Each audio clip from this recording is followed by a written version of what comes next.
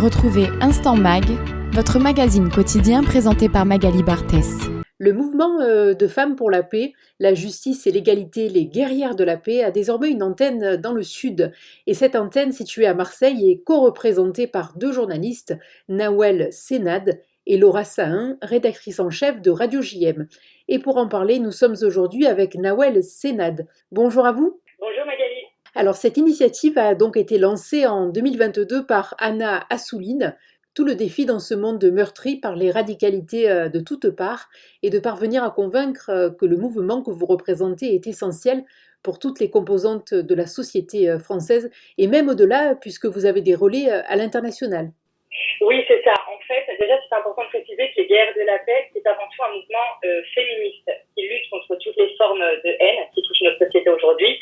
Donc, que ce soit le racisme, l'antisémitisme, l'islamophobie, l'homophobie. C'est une association française, mais qui fait écho au combat de toutes les femmes qui voient leurs droits menacés en France, mais aussi à l'étranger. Je pense donc aux femmes afghanes, aux Ouïghours, aux Israéliennes, aux Palestiniennes et tant d'autres, malheureusement. En fait, notre rôle est d'être leur porte-voix, en quelque sorte. Et au sein de cette association, on s'est donné pour mission de mettre en avant le rôle des femmes dans le processus de paix. Je pense donc dans un premier temps au conflit israélo-palestinien. Et l'on peut dire que Anna Assouline avait vu juste puisque les guerrières de la paix militaient la veille du 7 octobre. Et vous venez donc de lancer une antenne dans le sud et c'est tout un symbole puisque son siège est situé à Marseille.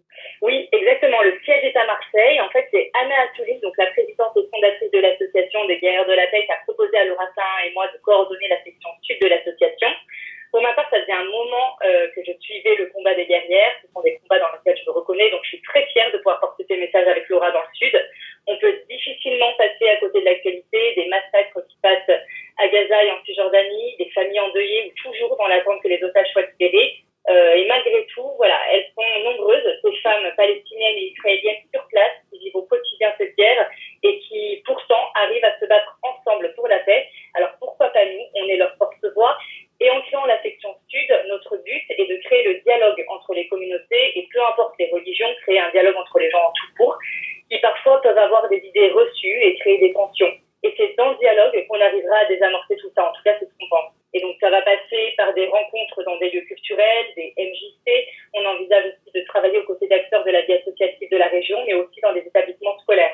Donc parmi nous, il y a des personnes de Marseille, d'Aix-en-Provence, donc des Bouches-du-Rhône, mais ça va même plus loin. On a des personnes aussi qui viennent de Nice, de Toulouse, de Montpellier, comme quoi il y a beaucoup de personnes qui se reconnaissent dans cette voie pour la paix, cette troisième voie. Oui, au centre du mouvement, vous l'avez évoqué, le conflit israélo-palestinien, et il est urgent que donc vous menez ces actions car ce conflit cristallise la société française. Oui, exactement. En fait, la reprise des bombardements de Gaza nous fait craindre le pire, malheureusement. Le plan Trump-Netanyahou de massacre et d'expulsion des Gazaouis s'applique sous nos yeux. Et au passage, il montre aussi une nouvelle fois que le sort des otages est secondaire. Donc, ce qui est important pour nous, c'est d'apaiser, de se rassembler, de s'unir au lieu de se diviser, de montrer ce qui se passe sur place en Israël-Palestine et qu'il n'y a pas de division. Il y a chaque jour, en fait, sur place, des milliers de personnes palestiniennes et israéliennes qui marchent et protestent contre cette politique et pour l'arrêt de cette guerre. Et c'est ce qu'il faut montrer car ils sont bien là, ces militants de la paix, et je trouve qu'on les voit pas assez. Donc nous, on est là aussi pour porter leur voix, montrer leur combat. On ne les voit pas assez, en effet, et c'est vrai que cela a toujours existé dans l'histoire du conflit. Et alors, acculé par le contexte actuel, vous associez deux qualificatifs en apparence contradictoires, guerre et paix. Militer pour la paix doit aujourd'hui nécessairement se faire avec une expression directe. Oui, c'est pour la paix. En fait, nous, on fait vraiment le choix on pense réellement, en tout cas, qu'une solution politique peut avoir lieu grâce à ces militants pour la paix, parce qu'on pense réellement que ça n'aboutira à rien de bien, en fait, de choisir un cas ou l'autre. Voilà, donc la paix a toute sa place dans ce processus, dans ces négociations. Et vous avez toutes les deux, Laura et vous, à la fois des identités et des parcours différents, mais aussi communs. Et c'est sans doute ce qui vous a convaincu de l'urgence de se positionner non pas pour un camp ou un autre, mais pour les deux. Oui, exactement. Alors en fait, donc Laura et moi, on est toutes les deux journalistes. On n'était pas militantes pour la paix, mais bon, comme tout le monde, je crois, on a été confrontés à ce conflit de plein fouet, au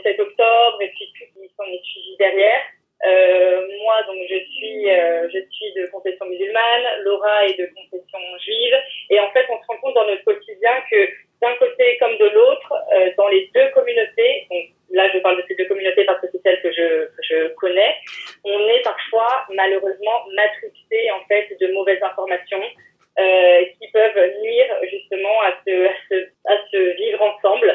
Et donc notre but, on s'est dit qu'il y avait vraiment urgence de mettre fin à tout ça, mettre fin à des clichés, de promouvoir le dialogue, parce que malheureusement, ce qui se passe au Proche-Orient, ça touche aussi, ça arrive jusqu'en France et ça cristallise les débats et ça crée que de la confrontation, et donc on aimerait désamorcer un peu tout ça.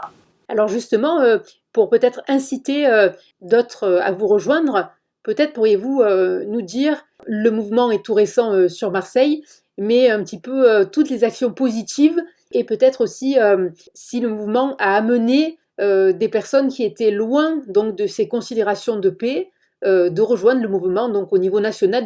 Alors en effet, donc le groupe des Guerrières de la Paix Sud est tout nouveau et pourtant on est déjà plus de 150 membres déjà, donc c'est dire à quel point cette troisième voie de la paix est importante et à quel point les personnes sont nombreuses à se reconnaître. Cette association, elle permet ça. C'est ce qui est intéressant. Après, dans les plus de 150 personnes, je pense qu'on a tous et toutes des sensibilités différentes. Donc, avec nous, on a plus de 150 membres, donc des hommes et des femmes venus nous rejoindre.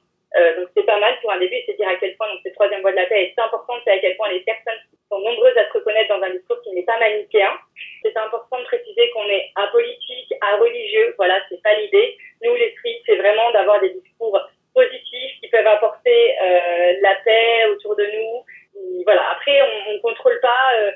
On fait quand même attention à ce que nos membres aient un discours bienveillant, un discours de paix, en tout cas un discours qui réponde à la ligne de conduite des Guerrières de la Paix. Ça, c'est vraiment le plus important pour nous. Alors, dans un premier temps, on a déjà commencé à faire quelques actions. On a commencé par la marche du 8 mars. C'était notre première action. Ça s'est passé à Marseille. Tout s'est très bien passé. Et puis surtout, on s'est aperçu qu'en arrivant, donc on était à Porte d'Aix pour notre départ, des personnes, en tout cas, nos banderoles, nos messages de paix pour un cessez-le-feu, femmes israéliennes, palestiniennes ensemble, on s'est aperçu qu'en tout cas, ça faisait débat parce que pas mal de personnes venaient nous voir, nous poser des questions, des personnes qui ont parfois des préjugés, des discours préconçus par rapport à leur éducation ou à tout ce qu'ils ont pu entendre.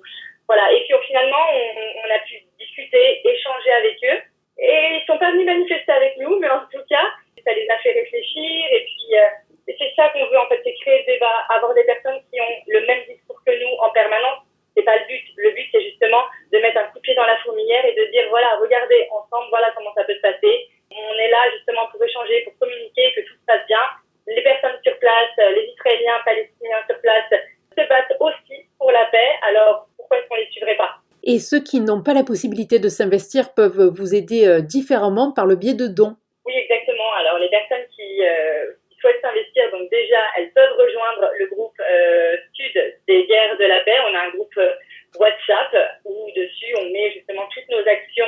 Parce que voilà, notre but, c'est de faire des rassemblements, des marches, mais aussi d'aller dans des écoles, des associations. Donc, ces personnes peuvent contribuer avec nous à ces actions-là. Et aussi faire des dons sur le site de l'association des Guerrières de la Paix. Eh bien, merci beaucoup Nawel pour cette interview positive. Et je précise que le mouvement est en lice pour le prix Nobel de la paix 2025. C'est ça, merci Magali. Et je mentionne donc votre site internet lesguerrieresdelapaix.com, Facebook Guerrières de la Paix Mouvement et Instagram Guerrières Paix Sud. Retrouvez Instant Mag, votre magazine quotidien présenté par Magali Barthès.